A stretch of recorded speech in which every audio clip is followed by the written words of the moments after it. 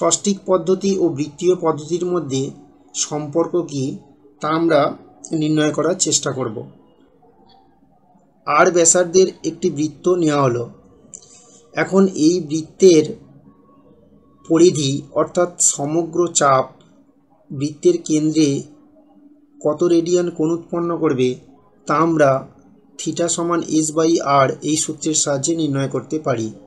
এক্ষেত্রে এসের জায়গায় আমরা 2πr বসাবো, কারণ আমরা জানি আর ব্যাসার্ধের বৃত্তের পরিধির সূত্র হচ্ছে 2πr।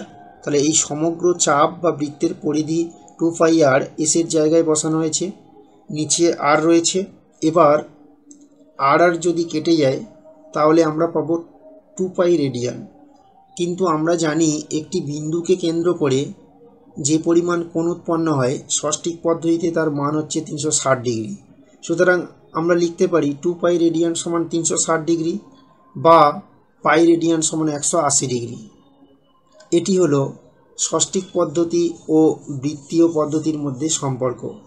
এই সম্পর্কটির মাধ্যমে আমরা যে কোনো কোণের মানকে ষষ্ঠিক পদ্ধতি থেকে বৃত্তীয় পদ্ধতিতে এবং বৃত্তীয় পদ্ধতি থেকে ষষ্ঠিক পদ্ধতিতে নিয়ে যেতে পারবো। একটি কোণের মান ষষ্ঠিক পদ্ধতিতে থাকলে তাকে আমরা যদি বৃত্তীয় পদ্ধতিতে নিয়ে যেতে চাই তাহলে π/180 দিয়ে গুণ করব। যেমন দেখো 60 ডিগ্রি কোণের মান যদি বৃত্তীয় পদ্ধতিতে নির্ণয় করতে চাই তাহলে 60 × π/180 বা এখান থেকে আমরা পাবো π/3 রেডিয়ান।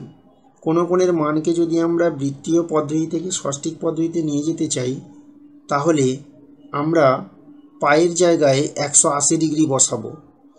যেমন এখানে দেখো π/12 রেডিয়ান কোণকে ষষ্ঠিক পদ্ধতিতে নিয়ে যেতে হলে পাইটা তুলে দিয়ে অর্থাৎ পাই রেডিয়ান তুলে দিয়ে সেখানে 180 ডিগ্রি বসাবো। এর ফলে কি হলো দেখো 180 ডিগ্রি বাই 12 সমান 15 ডিগ্রি, অর্থাৎ ষষ্ঠিক পদ্ধতিতে কোণটির মান পেয়ে গেলাম। এইভাবে আমরা কোনো কোণের মানকে এক পদ্ধতি থেকে আরেক পদ্ধতিতে নিয়ে যেতে পারবো।